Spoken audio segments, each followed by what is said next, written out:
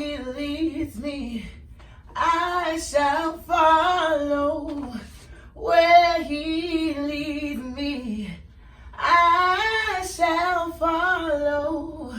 Where he leads me, I shall follow. I'll go with him. Grandma, please. You'll wake the dead. I called you half an hour ago. You dressed? I can't find my pants. I pressed them. They're out here.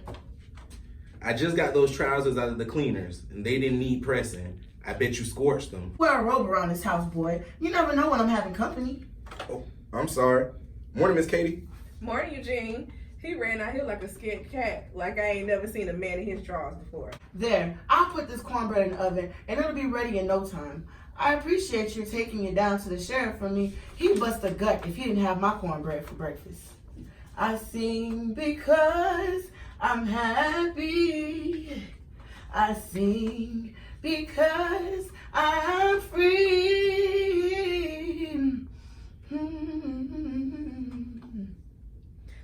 I'm only doing it because I don't want to see a woman your age out on the streets today.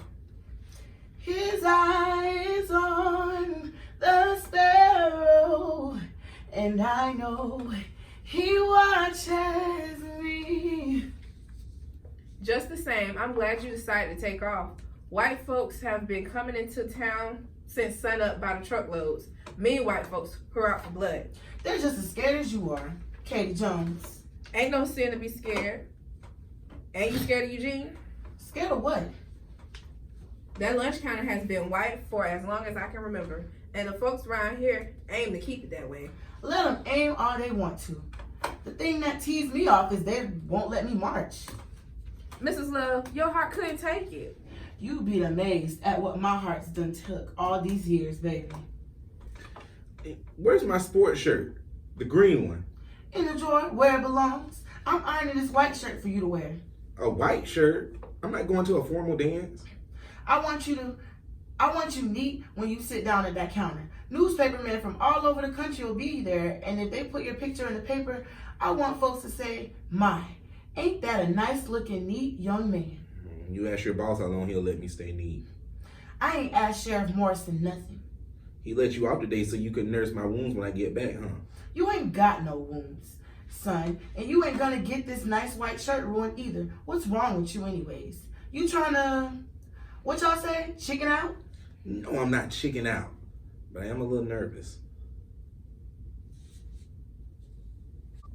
I'm nervous too, for myself and for all you young folks. Like the mayor said on TV last night, the whites and the color always got on well here. So as long as we stay in our respective places. He said if we want to eat in a drugstore, we ought to buy our own, build our own. Then why don't you build a drugstore on Main Street with a lunch counter in it? Where am I going to get the money? Where is any colored person in this town gonna get the money? Even if we got it, you think they let us lease a building, let alone buy property on Main Street? I know, Mrs. Love, but nothing. If I was a woman your age, I'd be joining them children. I'm with y'all, Eugene, in mind, if not in body. Mm-hmm. But I have children to raise, and I have to think about my job. Why don't you think about your children's future? Them few pennies you making ain't shit. And if the things stay the same, it'll be the same way for those children too. But Lord knows if they're like the rest of the young folks today, they're gonna put you down real soon. I provide for my children by myself, and they love me for it. We have food on our table each and every day. Beans and greens, when's the last time you had steak? Well, at least they ain't starving. Neither is your boss lady. Mrs. Comfort says y'all are communists. I'll be damned. How come every time a black person speaks up for himself, he's gotta be a communist? That's what the white folks think. Well, ain't that something? Here I am, old black me, trying to get this democracy to work like it ought to be working. And the Democratic white folks say, wait. Now, tell me, why the hell would I want to join another bunch of white folks that I don't know nothing about and expect them to put me straight. Here's your shirt, son. Wear a tie and comb that natural. Put a part in your hair. Good gracious. Militia. That's what Mrs. Comfort calls us. Militians. What does that mean? Bad. That's what it means. Bad folks.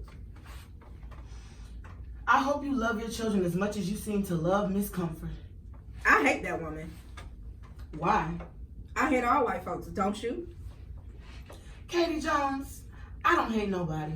I get disgusted with them, but I don't hate them. Well, you're different from me. Just look at my cornbread. It smells good. Don't you dare pinch off of it either.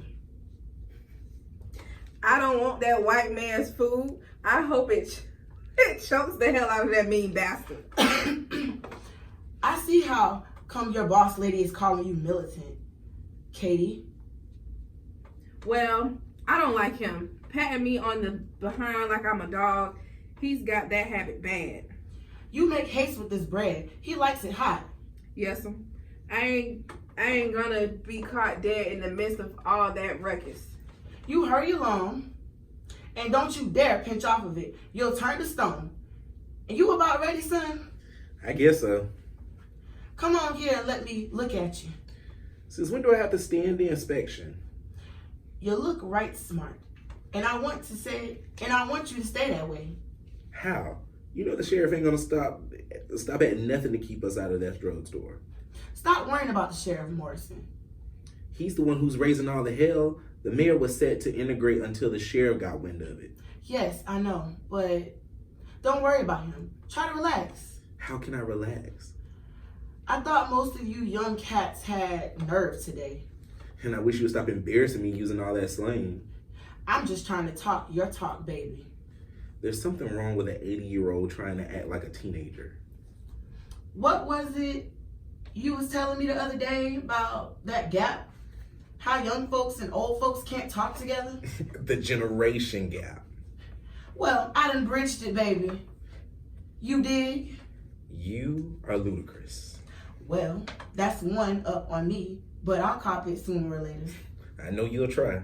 You're damn right. That's another thing. All this swearing, you've been doing a lot lately. Picked it up from you and your friends sitting right there in my living room under the picture of Jesus. Don't explain.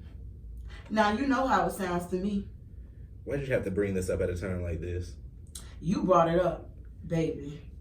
I wish you wouldn't call me baby. I'm a grown man. Ain't I heard you grown men calling each other baby? Well, that's different. Ain't stop using that so much. You know better. I wish I was educated like you, Eugene, but I aren't. Good gracious. Let me fix that tie.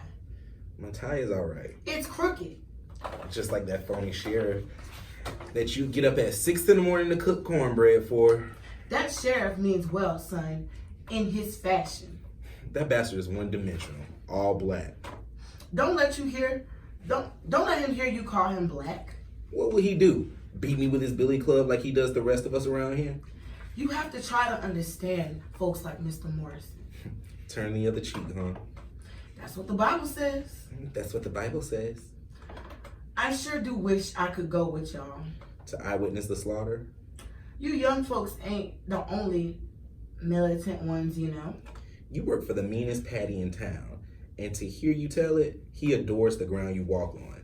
Now you're a big militant. I try to get along with folks, son. You don't have to work for trash, like Sheriff Morrison. You don't have to work at all. You own this house. Daddy sends you checks which you tear up. You could get a pension if you weren't so stubborn. You don't have to work at your age, and you surely don't have to embarrass the family by working for trash. What am I supposed to do? Sit here and rot like an old apple? The moment a woman's hair turns gray, folks want her to take to a rocking chair and sit it out. Not this chick, baby. I'm keeping active. I got a long way to go and much more to do before I go meet my maker. Listen to you. I mean it. I want to be a part of this rights thing. But no, y'all say I'm too old. That's right. You are. Your generation and my generation, complete contrast. We don't think alike at all. The grin and shuffle school is dead. That's for calling me a Tom. I didn't call you a Tom, but I have seen you grinning and bowing to white folks, and it made me sick to my stomach. And it put your daddy through college so he could raise you with comfort like he raised you. Northern comfort, which you wasn't satisfied with. No, you had to come down here and free us soul brothers from bondage as if we couldn't do for ourselves. Now don't try to tell me that your world was perfect up there. I've been there and I've seen it. Sick to your stomach? I'm sick to my stomach. Whether I pick up a paper or turn on the news and see where young folks is being washed down with hoses or being bitten by dogs, even killed, I get sick to my stomach when I realize how hungry some folks are and how disrespectful the world's gotten. I get sick to my stomach, baby, because the world is more messed up now than it ever was. You looking at me like that because I shock you? You shock me. You know why? Your little secure ass is down here to make history in your own ways, and you are scared shitless. I had dreams when I was your age, too. Times were different then. I know that. Maybe so, but in our hearts, we showed what was right and what was wrong. We knowed what this country was supposed to be, and we showed that we was a part of it, for the better or for worse, like a marriage. We prayed for a better tomorrow, and that's why the picture of Jesus got dust on it in my front room right now, because the harder we prayed, the worse it got. Things are better now, you always say. Let's hope they don't get no worse. Thanks to us. If you don't take that chip off your shoulder, I'm gonna blister your behind, boy. Sit down there and eat your breakfast. I'm not hungry. Drink some juice then. I don't want anything. Look at you. You a nervous wreck. At 21, just because you got to walk through a bunch of poor white trash and sit at a lunch counter in a musty old drugstore. I may be a little tense. It's only natural. You be too. I do my bit, baby, and it don't affect me in the least. I've seen the blazing cross and the hooded faces in my day. I've smelled black flesh burning with tar and neck stretched like taffy. Seeing those things was your contribution, I guess. You'd be surprised at my contribution. Nothing that you did would surprise me at all. You're a hard-headed old woman. And I'm justified in whatever I do. Life ain't been pretty for me, son. Oh, I suppose I had some happiness, like when I married your granddaddy, or when I gave birth to your daddy. But as I watched him grow up, I got meaner and meaner. You may be evil, but not mean. I worked to feed and clothe him like Katie's doing for her children, but I had a goal in mind. Katie just doing it to eat. I wanted something better for my son. They used to call me a nigger one minute and swear that they loved me the next. I grinned and bore it like you said. Sometimes I even had to scratch my head and bow. But I got your daddy through college. I know, and I'm grateful. He's grateful. Why don't you go and live with him, and he wants you to?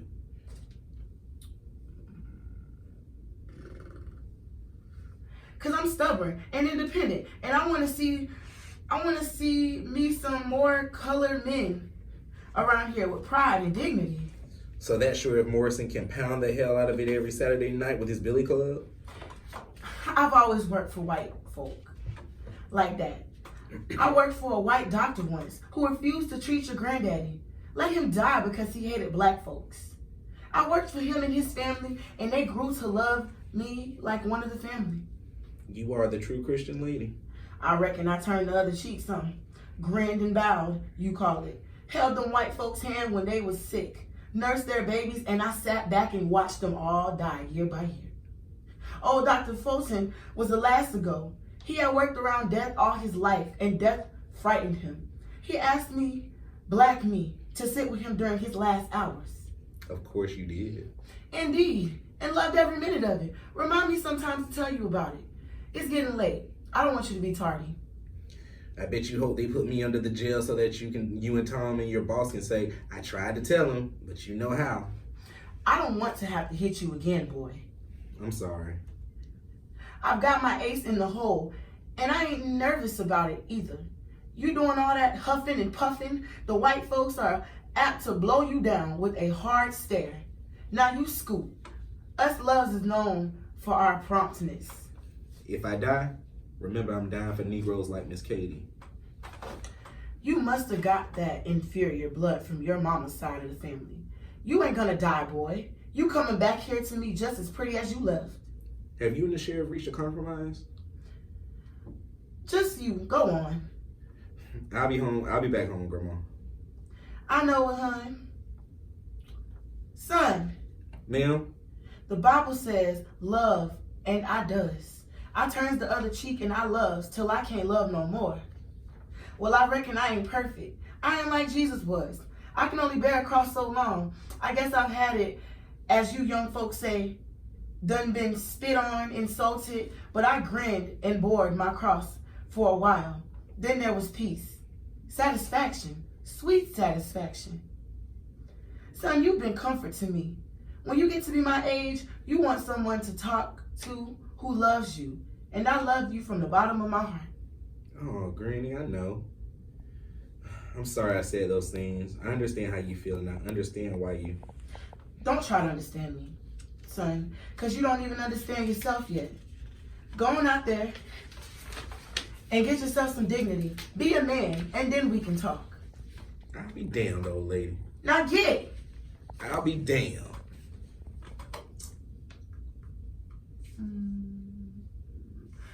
Dear Eugene, your son has made me right proud today. You ought to have seen him leaving here to sitting at a drugstore with them other fine young colored children. Lord, letter writing can tire a body out. I'll let the boy finish it when he gets back. Miss Love. Katie, she has been running and stops towards... What's wrong with you, child? They ain't rioting, are they? Then what's the matter? You get a sheriff's cornbread? I poked my head in through the door and he says, "What you want, gal?" I told him I brought him his breakfast. He says, "All right, bring it here." His eyes lit up when he looked at your cornbread. Didn't they? He told me to go get him a quart of buttermilk from the icebox. Then he started eating that bread and he yelled at me, "Hurry up, gal, before I finish." Then what happened? I got his milk, and when I got back, he was half standing and half sitting at his desk, holding that big stomach of his and cussing to high heaven. "Give me that goddamn milk. Can't you see these ulcers is killing the hell out of me?" He ain't got no ulcers. He had something all right. His old blue eyes were just darting about in what looked to be little pools of blood. His face was red as a beet. Go on, child. He was panting and breathing hard. He drank all the milk in one long gulp. Then he belched and told me to get my black ass out of his face. He said to tell all the Negroes that today is the be all and end all day. Indeed. And he flung that plate at me and I ran across the street. The street was full of white folks with sticks and rocks and things. Old white folks and youngin'. Even children. My white folks was even there. What was they doing? Just standing, that's all. They wasn't saying nothing, just staring and watching. They looked down the street towards the drugstore, then turned and looked towards the sheriff's office. Then old Sheriff Morrison come out. He was sort of bent over in the middle. He belched and his stomach growled. I could hear it clear across the street. Oh, I've seen it before, child. I've seen it. First, Dr. Fulton, a medical man who didn't know his liver from his kidneys. He sat and watched his entire family die out one by one, then let himself die because he was dumb. Called me to his deathbed and asked me to hold his hand. I ain't got nobody else to turn to now, Auntie. I asked him, "You related to me in some way?" He laughed and the pain hit him like an axe. "Sing me a spiritual," he told me. I told him I didn't know no spiritual. "Sing something holy for me. I'm dying," he says. "I'll be glad when you're dead, you rascal. I'll be glad when you're dead, you rascal." Then I told him, how come he was dying? He was a doctor, didn't he know? Shoot. Dr. Fulton, how come you didn't treat my husband? How come you let him die out there in the alley like an animal? When I got through opening his nose with what was happening, he raised up, red like the sheriff, with his hands outstretched towards me, and he fell right square off that bed onto the floor, dead. I spit on his body, went downstairs, cooked me a steak, and got my belongings and left. You didn't call the Undertaker? I left that bastard for the maggots. I wasn't his auntie. The neighbors found him a week later, stinking to hell. Oh, they came by to question me, but I was grieved, child, and they left me alone. You know how niggers is scared of death, they said. And now, the sheriff. Oh, I have great peace of mind, child, because I'm like my grandson in my own fashion. I'm too old to hit and wet up, they say, but I votes and does my bit. I reckon I'll get on. You think you ought to stay here by yourself? I'll be all right. You run along now. Go tend to your children before they get away from you. Ma'am?